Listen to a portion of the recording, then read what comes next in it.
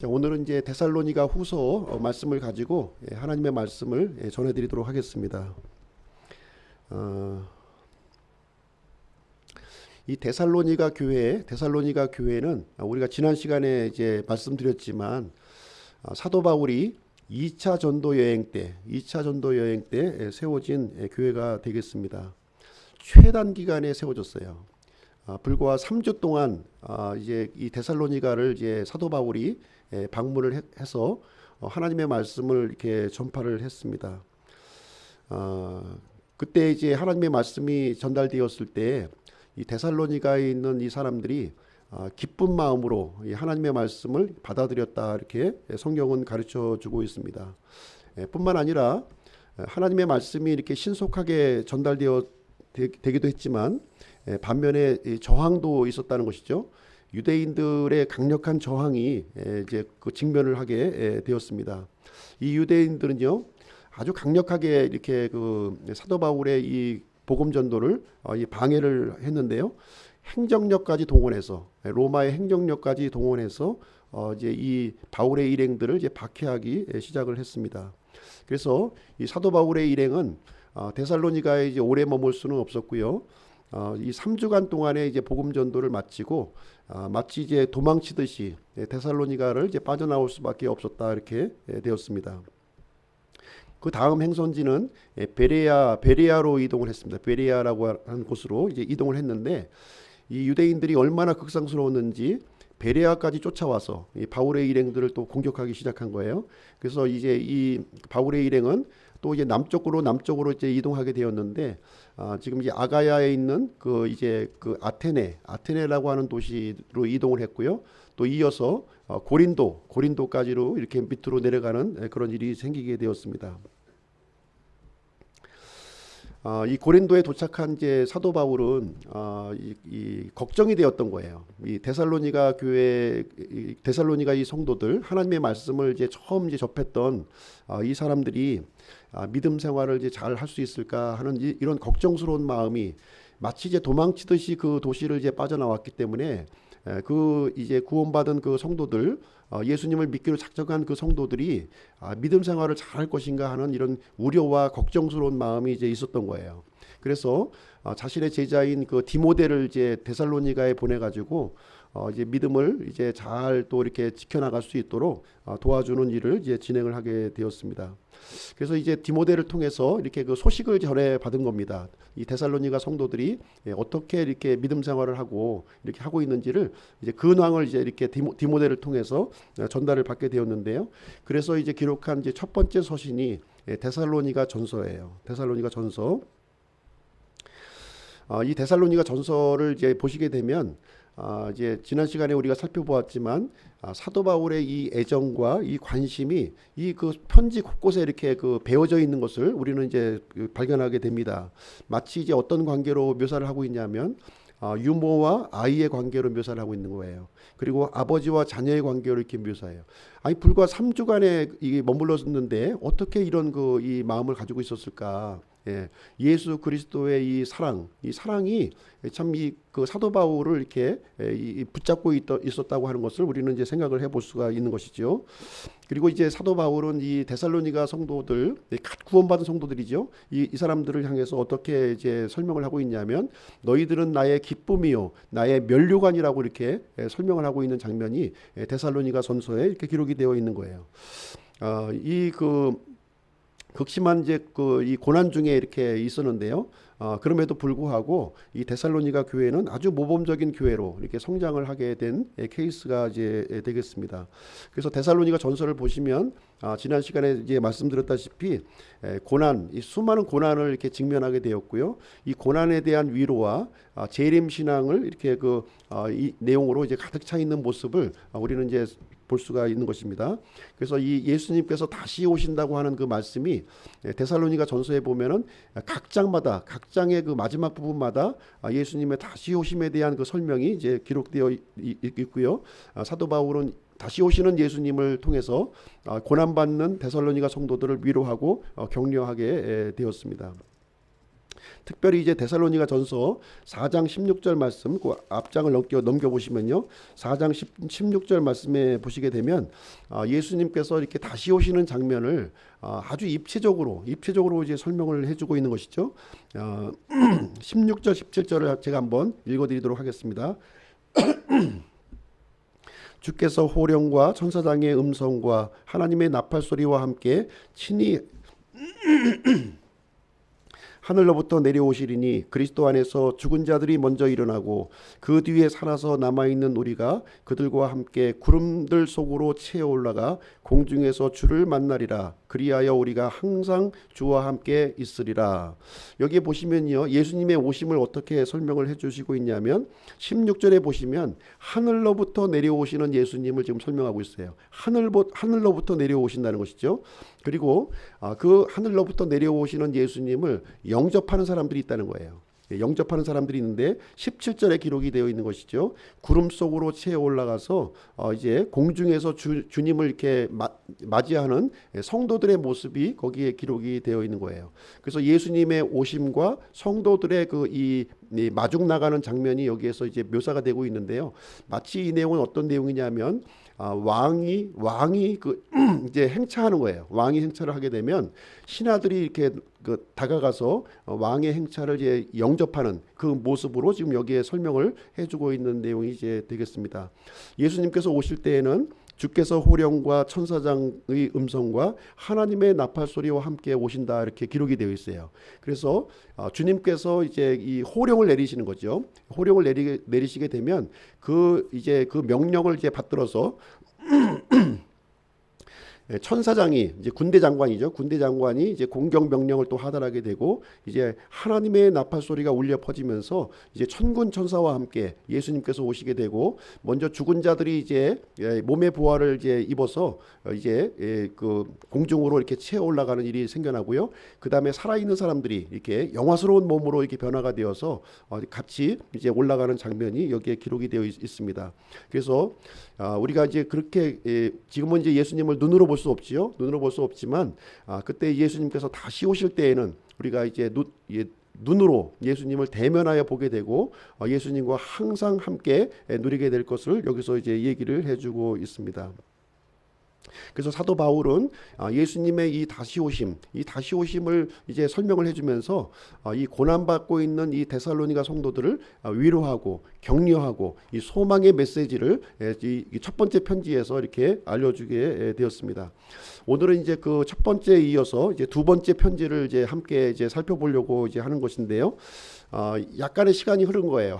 이제 한 5개월, 6개월 정도 이제 시간이 흐르는 상태에 있었는데 데살로니가 교회에서 이제 어떤 이제 다른 문제가 또 이제 발생하게 되었습니다. 다른 문제는 무엇이냐면 데살로니가 교회에 이제 이렇게 그 핍박이 이렇게 많이 이제 있었는데 그 핍박이 더 심해졌다는 거예요.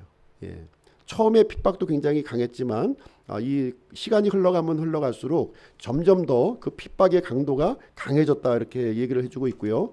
또 한 가지 문제점은 무엇이냐면 사도 바울이 재림에 대한 이 가르침을 지금 이제 해주었는데 이 재림에 대해서 이제 잘못된 가르침이 교회 안에 들어오게 되는 그러한 일이 이제 발생하게 되었습니다. 그래서 데살로니가 성도들의 이 믿음이 이렇게 막 흔들리게 되는 거예요. 이제 핍박도 심하죠. 또 이제 사도 바울이 가르쳤던 이 재림에 대한 가르침이 뭐 틀렸다고 얘기하는 사람들이 막 생기다 보니까 성도들의 믿음도 막 흔들리고 여러 가지 아주 위험한 상황에 이제 놓여지게 되었습니다. 그래서 이제 사도 바울이 다시 이제 교리적으로 이렇게 세워지기 위해서 두 번째 편지를 이제 기록하게 되는 내용이 이제 여기에 되어 있습니다. 그래서 오늘은 데살로니가 후서에 나타난 그리스도라는 제목을 가지고 이제 하나님의 말씀을 전하도록 하겠습니다. 먼저 3절 말씀을 한번 보시겠습니다. 데살로니가 후서 1장 3절 말씀을 한번 보시겠습니다.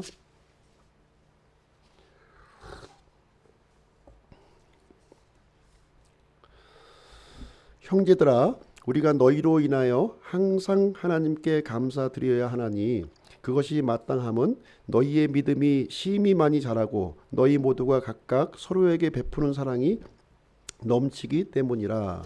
여기 이제 데살로니가 전서에도 이제 사도 바울이 이 하나님 앞에 감사하고 또 하나님 앞에 이게 끊임없이 기도한다는 내용을 가지고 편지를 시작했는데요.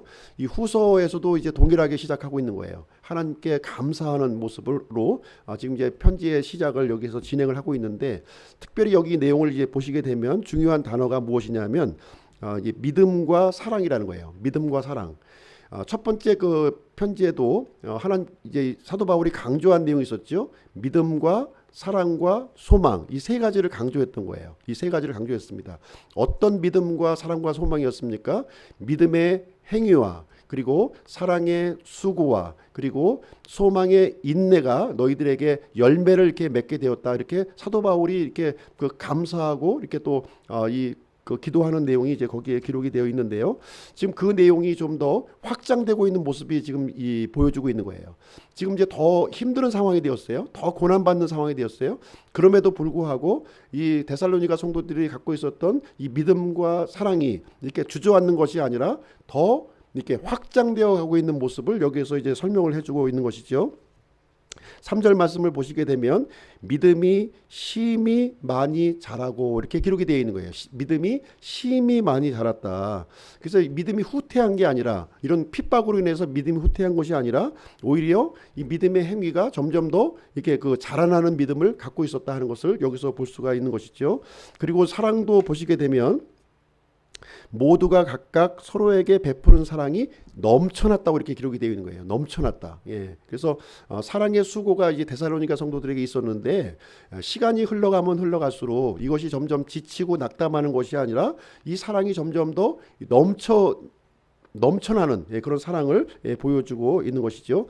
4절 말씀에 대해서도 이제 이렇게 기록이 되어 있습니다. 소망의 인내를 이제 설명을 하면서 이제 인내에 대해서도 이제 설명해주고 있는데요. 어떤 인내냐면 모든 핍박과 환난 속에서 인내하였다고 이렇게 기록되어 있는 거예요. 모든 핍박과 환난 가운데 극심한 핍박이 있음에도 불구하고 데살로니가 성도들은요, 이 믿음과 사랑과 이 소망이 걷잡을 수 없이 이렇게 폭풍 성장을 하고 있는 그런 모습을 여기서 이제 보여주고 있고요. 사도 바울은 하나님께 이 모습을 보고 감사하는 내용이 여기에 기록이 되어 있습니다.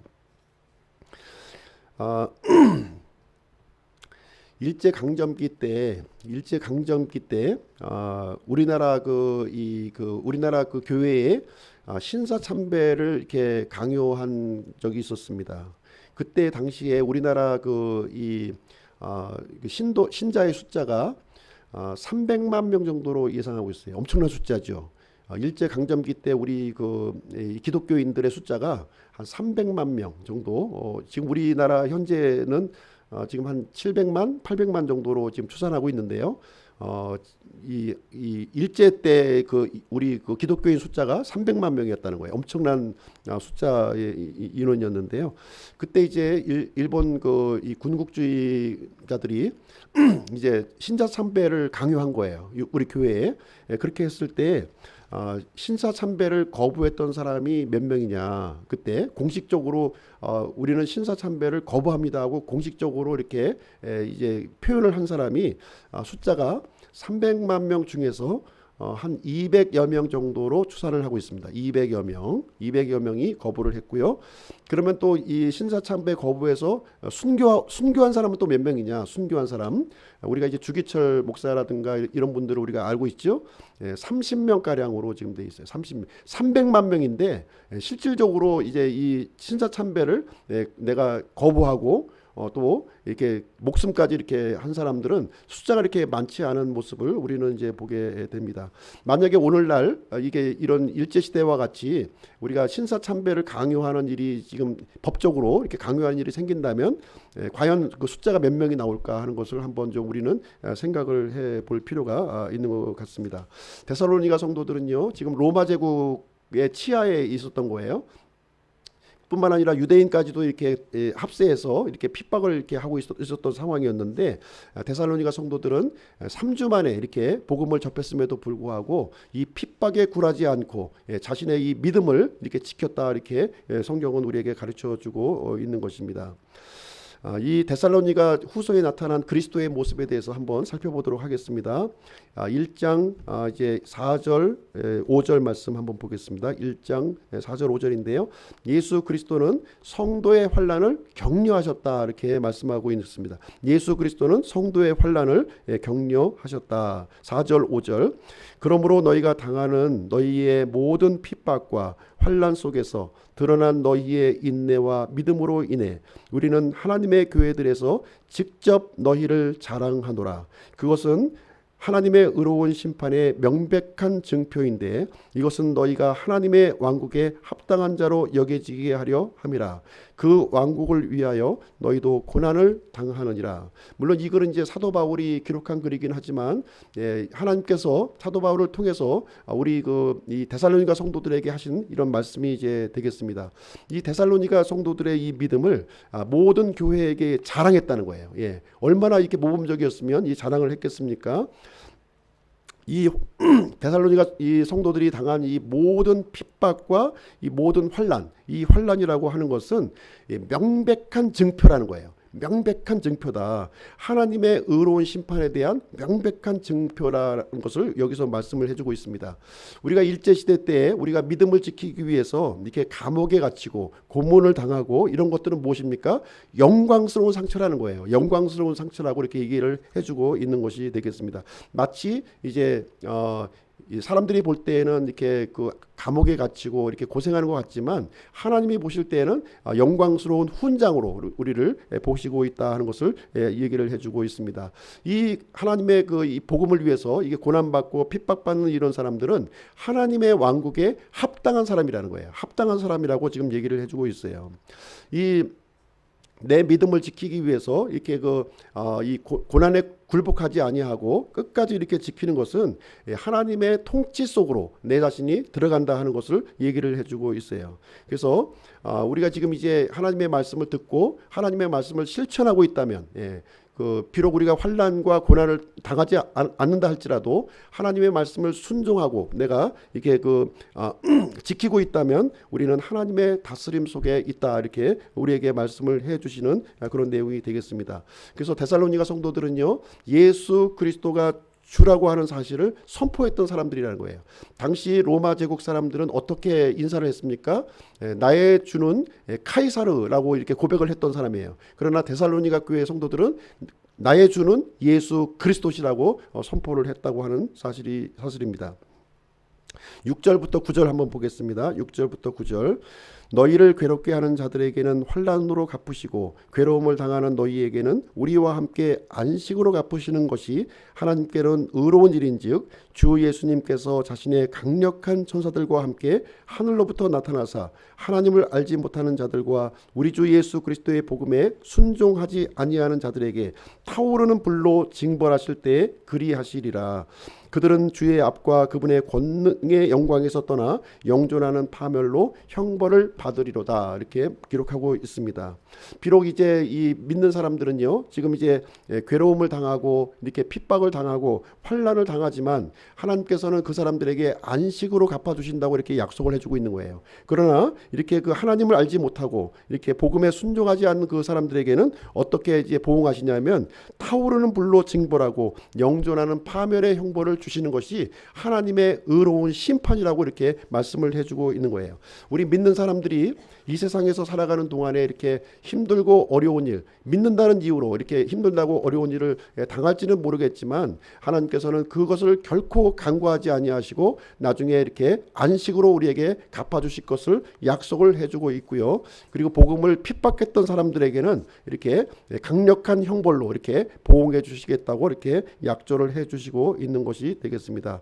그래서 예수 그리스도께서는요 이렇게 고난받는 성도들을 이렇게 말씀으로 이렇게 격려를 해주고 있는 것입니다. 그래서 이 말씀은 현 시대를 살고 있는 우리에게도 동일하게 적용이 되고 있는 거예요. 동일하게 적용되는 그런 말씀이 이제 되겠습니다. 우리가 예수님을 위해서 무엇인가 이렇게 헌신하고 예수님을 위해서 무엇인가 이렇게 드려진 것이 있다면 예수님께서는 절대로 그것을 잊지 않으시겠다고 이렇게 우리에게 약조를 해주시고 있는 것입니다. 그래서 확실한 주님의 재림을 우리가 바라보면서 헌신된 삶을 살아가야 할 것을 우리에게 알려주고 있습니다. 두 번째는요, 있고, 두 번째는 예수 그리스도는 어떤 분이시냐면 불법의 신비를 멸하시는 분이시다, 이렇게 알려주고 있습니다. 불법의 신비를 멸하시는 분이시다. 2장 말씀인데요. 2장 1절부터 12절 말씀에 이제 여기에 언급이 되어 있습니다. 1절 2절을 먼저 보시겠습니다. 1절 2절. 형제들아, 우리 주 예수 그리스도의 오심과 우리가 그분께로 함께 모이는 것으로 말미암아 이제 우리가 너희에게 간청하노니 너희는 영으로나 말로나 혹은 우리에게서 왔다는 편지로나 그리스도의 날이 가까이 이르렀다 해서 쉽게 마음이 흔들리거나 불안해하지 말라. 여기 이제 그 2장 그 초반에 이렇게 기록된 내용을 보시게 되면 이제 그리스도의 날에 대해서 지금 사도 바울이 지금 언급하고 있는 거예요. 그리스도의 날. 그리스도의 날을 가지고 이제 이 데살로니가 교회의 잘못된 가르침이 이제 데살로니가 전서에서는 이제 이렇게 얘기했죠. 예수님의 재림이 임박했다. 그러니까 이제 그 믿음을 굳건히 지켜라, 이제 사도 바울이 얘기했더니 이 그리스도의 날에 대해서 이렇게 그 잘못된 가르침을 하는 사람들이 많이 생겨났다는 거예요. 여기 2절 말씀에 보시면 영어로나 또 말로나 또는 우리에게서 왔다고 하는 편지로나, 그러니까 거짓된 그 바울의 편지를 이렇게 사칭해 가지고 이렇게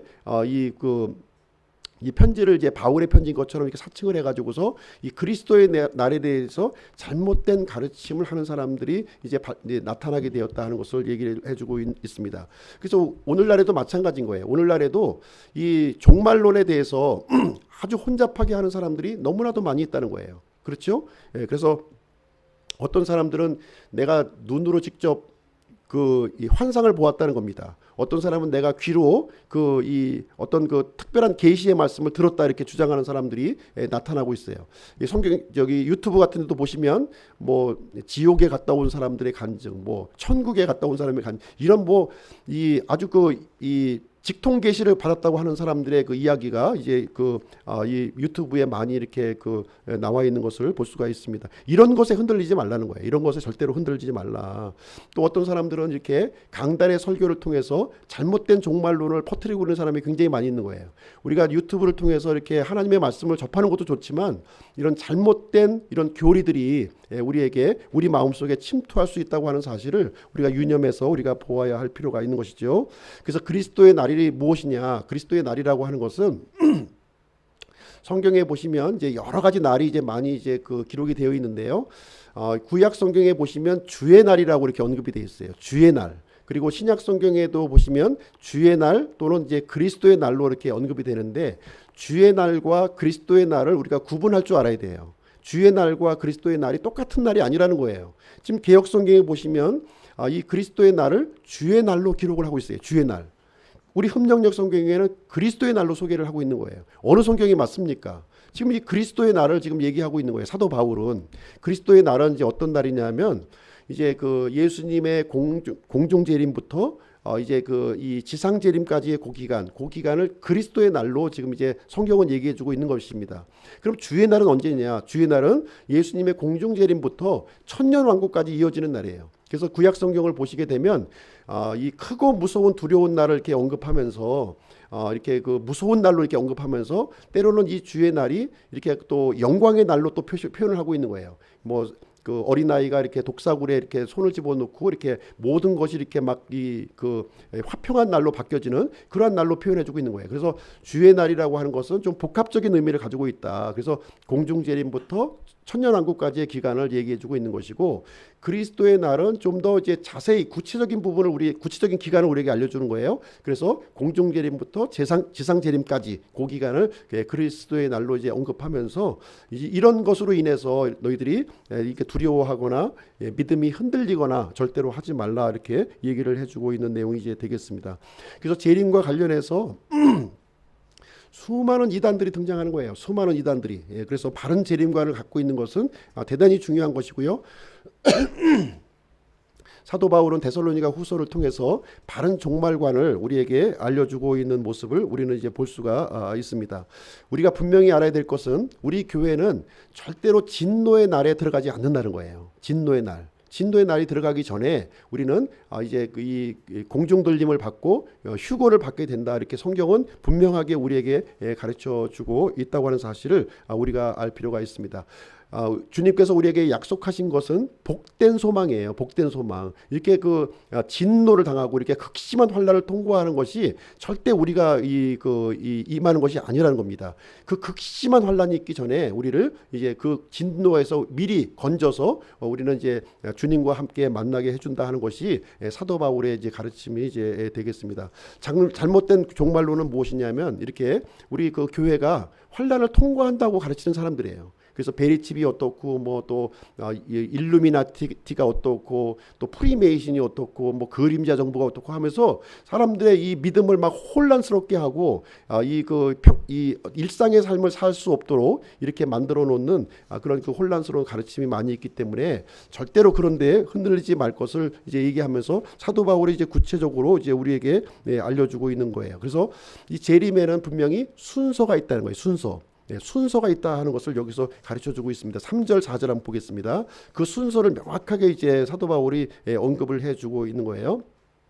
3절 4절에 보시게 되면 아무도 어떤 방법으로든 너희를 속이지 못하게 하라. 먼저 떨어져 나가는 일이 일어나고 저 죄의 사람 곧 멸망의 아들이 드러나지 아니하면 그 날이 이르지 아니하리라.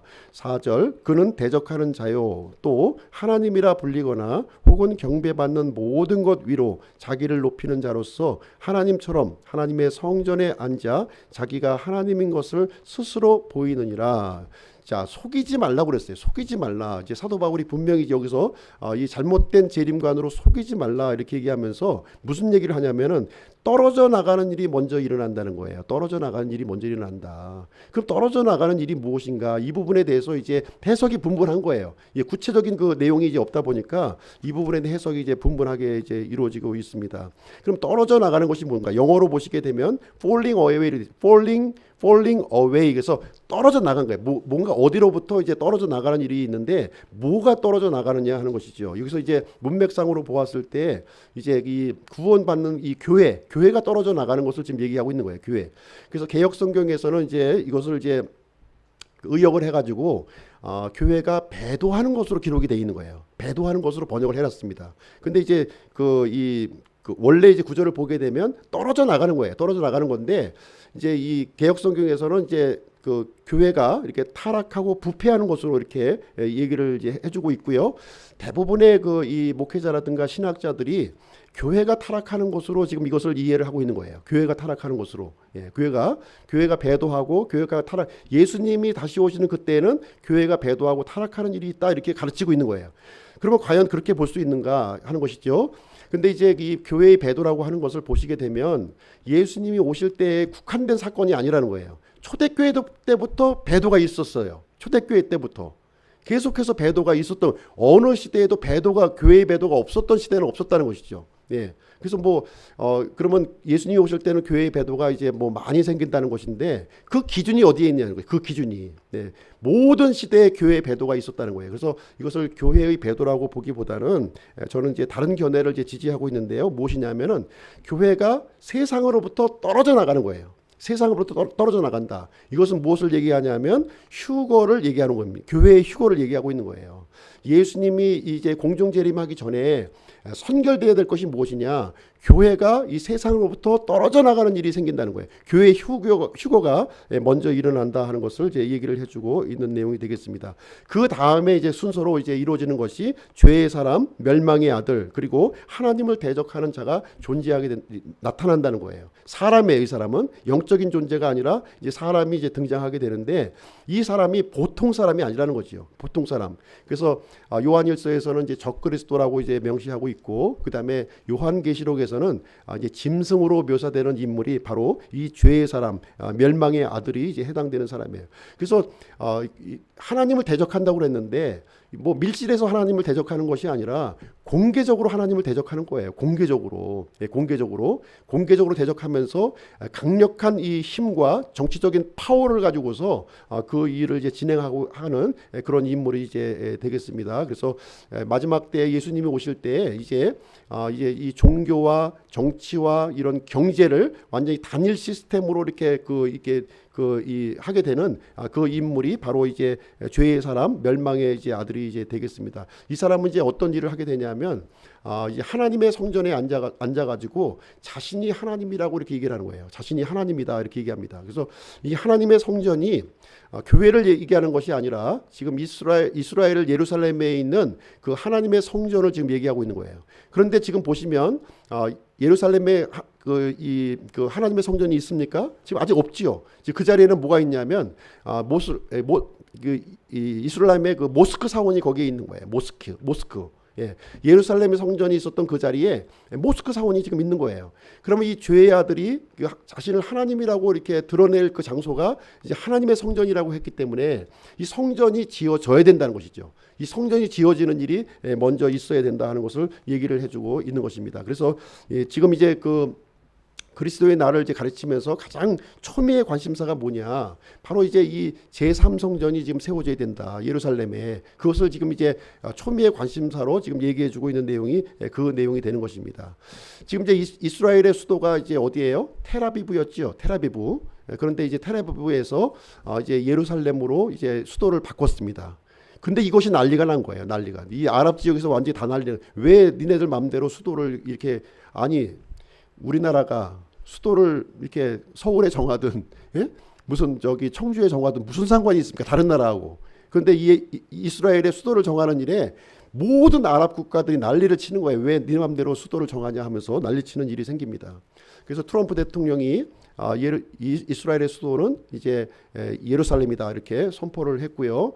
그리고 이제 그 미국 대사관도 텔아비브에서 예루살렘으로 이렇게 이동하는 일이 착착 진행이 되고 있습니다. 그래서 이 주님이 오시는 이 공중 재림의 시기가 굉장히 임박해 왔다 하는 것을 얘기해주고 있는 것이고요. 또 단면적으로 다른 얘기를 한다면 이제 우리 교회의 휴거가 그렇게 임박해 있다는 거예요. 지금 임박해 있기 때문에 이 교회가 휴거가 이루어지면 더 이상 구원받을 수가 없어요. 사람들이 구원받을 수 없기 때문에 빨리 구원받을 사람들을 우리가 전도해서 빨리 이제 그 복음 전도를 해야 될 그것을 사도 바울이 지금 얘기하고 있는 거예요. 이 가르침의 핵심입니다. 지금 그 핵심을 얘기해 주고 있는 거예요. 어떻게 하면 내가 이 환란을 통과해 가지고서 뭐 태백산 그 동굴에 들어가서 내가 생명을 유지하느냐 이걸 얘기하는 게 아니에요. 지금 이제 우리의 교회 휴거가 임박했기 때문에 빨리 우리 가족들, 우리 사랑하는 가족들 빨리 그리스도 안으로 우리가 불러들여야 된다. 이 얘기를 지금 이제 사도 바울이 여기서 강조하는 그런 내용이 이제 되겠습니다. 5절부터 8절 한번 보겠습니다. 5절부터 8절. 내가 여전히 너희와 함께 있었을 때 이 일들을 너희에게 말한 것을 너희가 기억하지 못하느냐? 너희는 그가 그의 때에 드러나게 하려고 무엇이 저지하고 있는지 지금 아나니 불법의 신비가 이미 일하고 있으나 다만 지금 막고 있는 이가 길에서 옮겨질 때까지 막으리라. 그 뒤에 저 사악한 자가 드러날 터인데 주께서 자신의 입의 영으로 그를 소멸시키시고 친히 오실 때에 광채로 그를 멸하시리라. 여기 보시게 되면 7절 말씀에 보니까 불법의 신비라고 하는 이 특별한 단어가 여기에 이제 등장하고 있고요. 그러면서 지금 막고 있는 이가 있다는 거예요. 막고 있는 이. 뭔가 저지하고 있는 사람이 있다는 거죠. 예수 그리스도의 이 오심을 이렇게 막고 있는, 이 불법의 신비를 이제 막고 있는 이런 존재가 있다. 이제 여기를 얘기를 해주고 있습니다. 이 막고 있는 이 존재를 이제 어떻게 볼 거냐 하는 부분에 대해서도 이제 이 학자들 간에 이제 많은 해석이 지금 이제 분분해요. 많은 해석이 분분합니다. 저는 이제 그 문맥상으로 볼 때 지금 막고 있는 이분은 성령님이라고 저는 믿고 있어요. 성령님이 지금 막고 계신 거예요. 이 불법의 신비라고 하는 것은 이제 적그리스도의 통치를 얘기하고 있는 것이거든요. 7년 대환란기를 지금 얘기하고 있는 거예요. 7년 환란기에 들어가게 되면 진짜 이거는 이제 이 암흑천지가 되는 겁니다. 준지옥이 되는 거예요. 그런 준지옥이 되지 않도록 저지하고 막고 있는 분이 누구냐? 바로 성령님께서 막으신다는 거예요. 초자연적인 존재에 대해서는 초자연적인 존재는 이 그 성령님만이 이것을 막으실 수가 있는 것이거든요. 그래서 지금 이제 막으시는 이유는 뭐냐? 7년 환란기에 이 불법의 신비가 이제 본격적으로 활동하는 것을 지금 이제 저지하고 있는 것이죠. 그래서 이 교회가 이제 들려지기 전에 많은 사람들이 이제 그리스도 안으로 들어올 수 있는 기회를 이렇게 제공해주기 위해서 그 일이 이제 지금까지 진행이 되고 있는 것이고요. 이제 성령님이 이제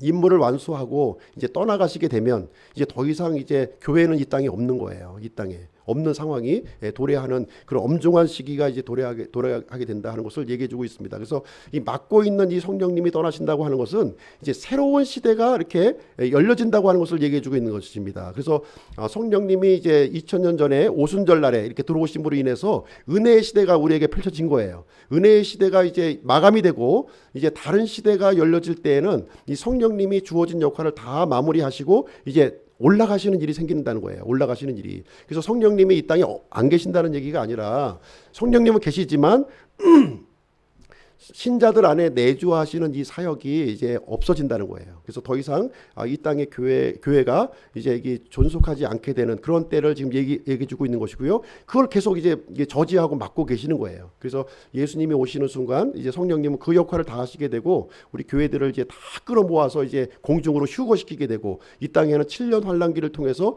이 불법의 신비의 이 주체가 되는 이 죄의 아들, 이 멸망의 아들이 이제 이 땅을 지배하고 통치하게 되는 그 일이 이제 열려진다고 하는 전체적인 이 재림의 프로그램을 지금 이제 사도 바울이 언급해주고 있는 그런 내용이 이제 되겠습니다. 그래서 이 땅의 그 싸움이라고 하는 것은요, 어떻게 보면 이 7년 환란기라고 하는 것은 어떻게 보면 이 대격전장이에요. 이 죄의 사람 멸망의 아들과 예수 그리스도와의 어떤 이 아주 전쟁터가 바로 7년 환란기의 기간이 되겠습니다. 그래서 그때는 이제 이 적그리스도에게 속할 것인가 아니면 그리스도에게 속할 것인가를 선택을 해야 되는 건데요. 그때는 목숨 걸고 선택하는 거예요. 지금 목숨 걸고 믿지는 않죠. 지금은 그렇지만 7년 환란기 때는 목숨 걸고 이렇게 하는 것입니다. 그래서 마귀는요, 이 사탄의 왕국을 지금 이제 이 땅에 완전히 세우려고 그러는 거예요. 완전히 세우려고 하고 있는 것이고 이제 예수 그리스도께서는 그것을 저지하고 7년 환란기의 마지막 이제 예수님의 지상재림을 통해서 이 적그리스도를 여기에 보시면 이 광채로 완전히 소멸시켜 버리시고 이제 이 최종 심판을 이제 집행하시는 거예요. 그래서 그 다음에 이제 천년 왕국으로 이렇게 들어가는 이 프로그램을 지금 이제 언급하고 있는 그런 내용이 이제 되겠습니다. 그래서 지금 이 데살로니가 이 후서에 있는 내용은요, 어떻게 보면 7년 환란기에 이 구원받을 사람들을 위해서 지금 이 내용이 기록된 거예요.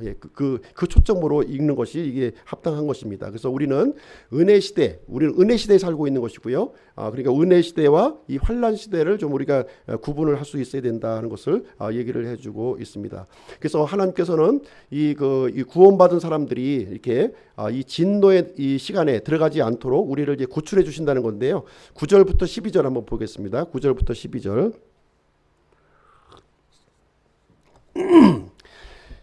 그가 오는 것은 이제 불법의 신비 주체인 이제 적그리스도죠. 그가 오는 것은 사탄의 활동을 따라 모든 권능과 표적과 거짓 이적. 그러니까 이제 이 죄의 사람은 엄청난 이 권능을 가지고 표적을 일으키기도 하고 거짓 이적을 일으킨다는 거예요. 그리고 10절 불의의 모든 속임수와 함께 멸망하는 자들에게로 오는 것이니 이는 그들이 진리의 사랑을 받아들이지 아니하여 구원을 받지 못하였기 때문이니라. 그래서 이제 진리를 사랑하지 않고 진리를 따르지 않으려고 하는 사람들은 다 이 적그리스도의 수중으로 다 들어가 버린다는 거예요. 다 들어가는 일이 생긴다.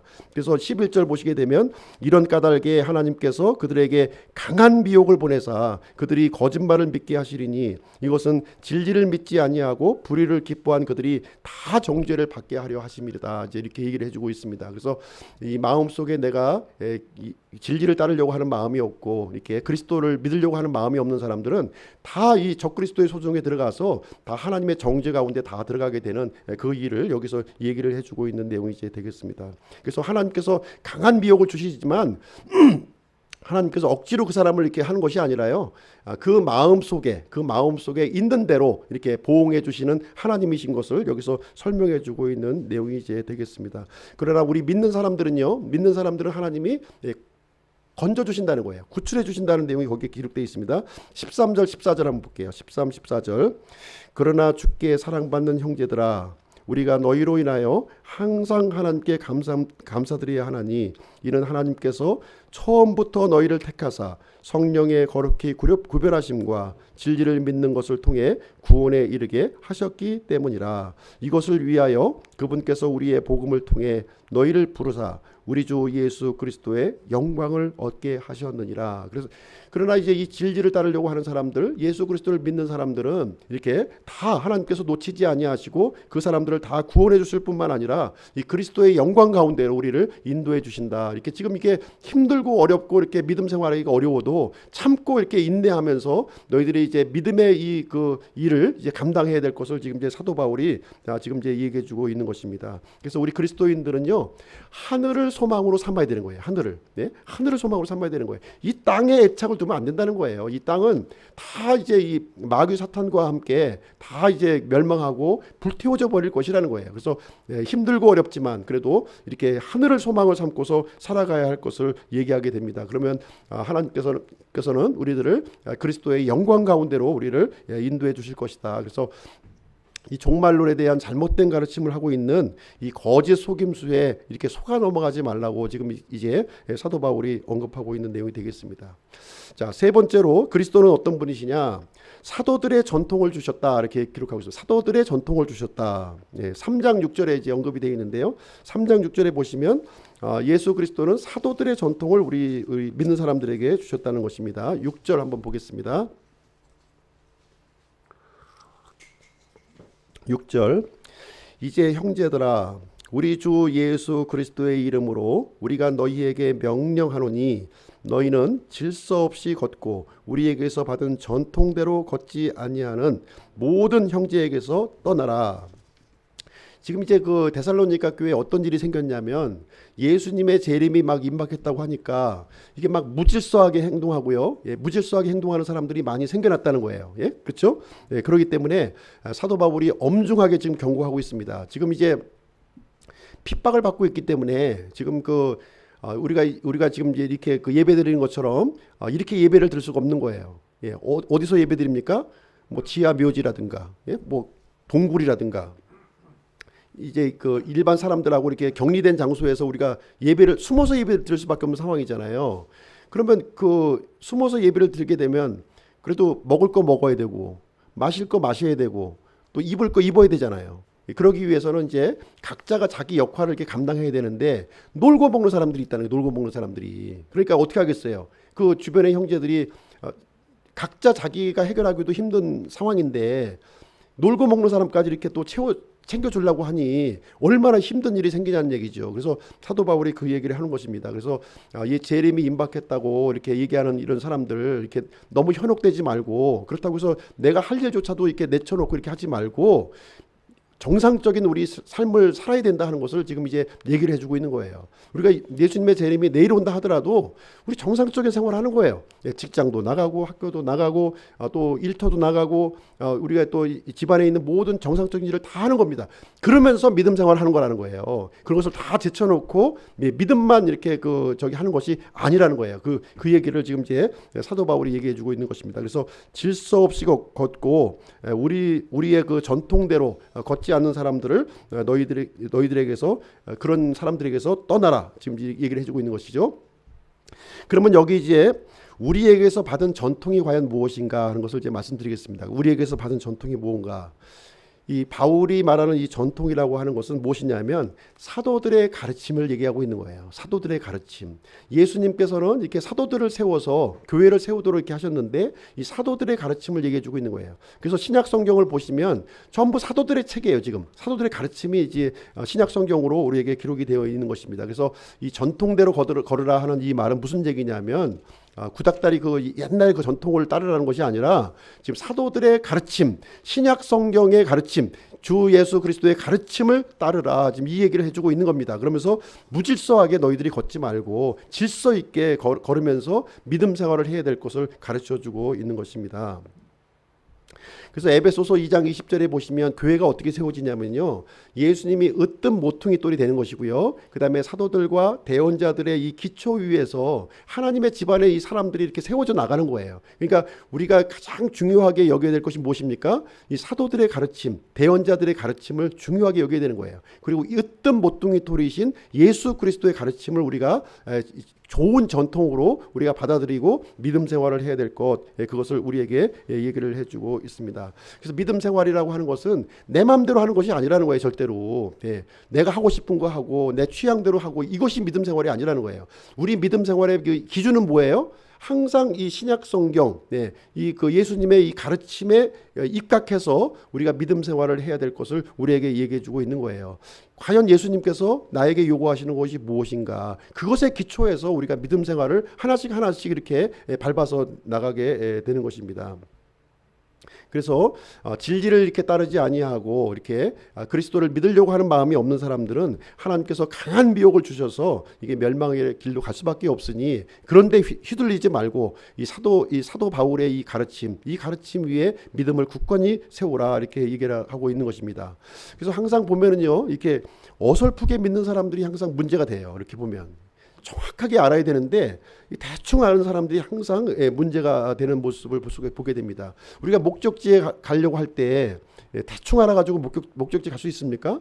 대충 알아가지고 안 돼요. 정확하게 이렇게 알아야만 우리가 목적지에 도달할 수 있는 것처럼 우리 믿음 생활도 똑같다는 거예요. 이렇게 정확하게 분명하게 알고 그것에 기초해서 우리가 믿음 생활하는 것이지, 대충 뭐 이러면 될 거야 하는 마음 가지고 우리 믿음 생활해서는 안 된다는 겁니다. 그래서 이 공동체 생활이 필요한 것이고요. 이 사도들의 가르침에 입각한 이 바른 가르침이 너무나도 중요하다는 것을 얘기를 해주고 있는 내용이 되겠습니다.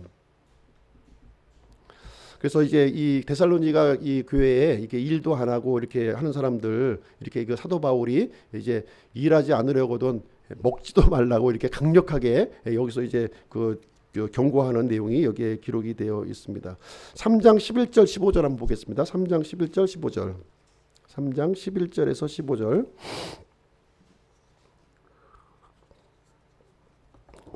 이제 그 내용을 얘기하고 있습니다. 우리가 들으니 너희 가운데 질서 없이 걸으며 전혀 일하지 아니하고 참견하기만 좋아하는 자들이 더러 있다 하는도다.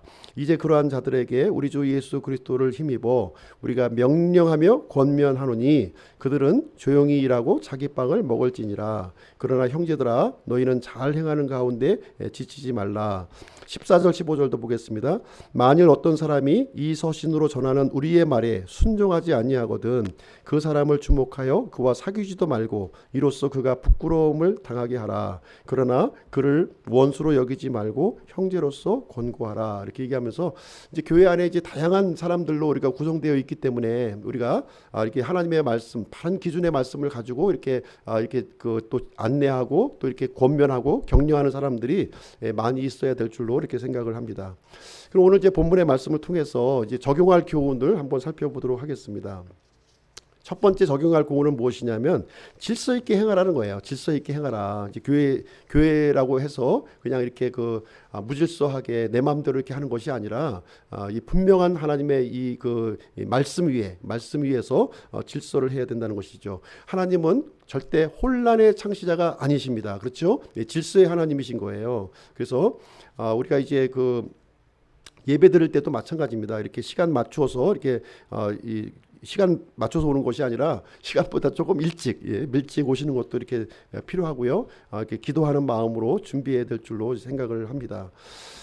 그래서 이 교회의 전통이라고 하는 것은 어떻게 보면 우리 스스로가 이렇게 만들어가는 거예요. 그렇지 않습니까? 누가 대신 만들어주는 게 아니라는 거예요. 특별히 이 신약교회는 우리 스스로가 만드는 거예요. 하나님의 말씀의 이 기준에 입각해서 우리 스스로가 어떻게 행하면 될 것인가 하는 것을 우리 스스로가 이게 만들어가는 과정이 되겠습니다. 그래서 신약교회는 회중교회예요. 회중교회. 누군가 어떤 사람이 이렇게 해서 막 이렇게 이끌어가는 것이 아니라 성경적인 이 신약교회의 모습은요, 회중이 이끌어가는 교회예요. 목사가 이끌어가는 교회가 아니에요. 이 성경을 보시게 되면 절대로 목사가 이끌어가는 이런 마치 모세가 이스라엘 백성들을 이끄는 것처럼 이런 방식이 아니라는 거예요. 이 신약교회는요, 우리 회중들이 이끌어가는 거예요. 회중들이. 그럼 목사는 뭐 하냐? 목사는 그 이 성도들의 필요, 영적인 필요를 이렇게 돕고 섬기는 거예요. 예. 그래서 그 역할입니다. 그게 이제 그 교회의 그 이제 바른 모습이에요. 바른 모습으로 되어 있기 때문에 그래서 이제 나는 이제 뭐 교회의 뭐 이렇게 이 그 중요치 않은 사람이야 이렇게 생각하면 안 된다는 것이죠. 이 멤버 한 사람 한 사람들이 중요한 사람들인 거예요. 주인인 거예요. 주인. 예. 단지 목사는 그 이제 이 믿음 가운데 잘 성장할 수 있도록 어떤 이 하나님의 질서를 제시를 해드리는 거예요. 제시를. 그래서 거기에 맞추어서 이렇게 같이 함께 믿음 생활하는 것이다. 이렇게 우리가 소속감을 가지고서 우리가 이 하나님의 그 모범된 교회를 우리가 이끌어가는 거지 누가 대신 이끌어주는 게 없다는 거예요. 그래서 데살로니가 교회도 이 짧은 기간에 이렇게 그 형성되었지만 3주간에 형성되었지만 이제 스스로가 이렇게 이끌어가는 겁니다. 그래서 이 잘못되었을 때는 사도 바울이 이렇게 지침을 주었고요. 그 말씀에 입각해서 이렇게 세워져가는 굉장히 모범적인 교회로 이 빌립보 교회도 굉장히 아주 그 좋고 모범적인 교회였는데요. 이 데살로니가 교회는 굉장히 모범적이고 아름다운 그리고 이 소문이 막 이제 막 모든 곳에 번져나가는 그런 교회였다는 것을 보여주고 있습니다. 두 번째로 이 그 데살로니가 교회는 본을 이제 보여주는 교회였다는 거예요. 본을 보여주. 본인만 잘한 게 아니라 다른 교회까지 이렇게 본을 보여주는 그런 교회였다고 하는 사실이죠. 그 이유가 이제 그 원인이 있습니다. 그것은 뭐냐면 데살로니가 교회는 철저하게 예수님을 본보기로 삼았던 사람들이라는 거예요. 그리고 사도 바울과 디모데를 이렇게 본보기로 삼았던 그런 사람들이었다는 것입니다. 그래서 본인이 이제 이런 본보기를 삼고 살았기 때문에 다른 사람의 본보기가 또 되었다는 거예요. 이제 이 얘기를 이제 사도 바울이 우리에게 얘기를 해주고 있는 것입니다. 그래서 사도 바울은 마땅히 사례비를 받을 그런 고난이 본인에게 있었음에도 불구하고 자신이 전하는 이 복음이 훼손될까봐 이 순수함이 이렇게 이제 왜곡될까봐 이 사례비를 받지 아니하고 이렇게 이 교회를 섬겼다 이렇게 여기서 설명을 해주고 있습니다. 이런 모습까지도 이제 본을 보여주는 그런 모습을 그대로 따라가는 그 이 교회가 바로 데살로니가 교회였다 이렇게 얘기를 해주고 있습니다. 세 번째로는 조용히 일하고 자기 빵을 먹으라는 거예요. 조용히 일하고 자기 빵을 먹으라. 이 얘기는 무슨 얘기냐면 3장 10절 한번 보겠습니다. 3장 10절에 보시면 우리가 너희와 함께 있었을 때에도 너희에게 이같이 명령하여 누구든지 일하려 하지 아니하거든 먹지도 말라 하였노니라. 그래서 지금 이제 그 데살로니가 교회 성도들은 일부 사람들은요. 예수님이 재림이 오신다고 그러니까 아무것도 안 하고 그냥 이제 뭐 할 게 뭐 있냐 그냥 예수님 기다리면 되지 이런 사람들이 이제 많이 있었다는 것이죠. 그러나 이제 사도 바울이 여기서 이제 강조하고 있는 내용은 무엇이냐면 주님이 오시는 순간까지 우리가 해야 될 일, 우리가 맡겨진 일은 해야 된다는 거예요. 예, 그렇죠? 부모를 공경해야 되고 가정을 부양해야 되고 자녀들을 가르쳐야 되고 또 학생들은 공부를 해야 되고 주부는 가사 일을 해야 되는 것이고 가장은 또 사업장에 나가서 돈을 벌어와야 된다는 거예요. 예.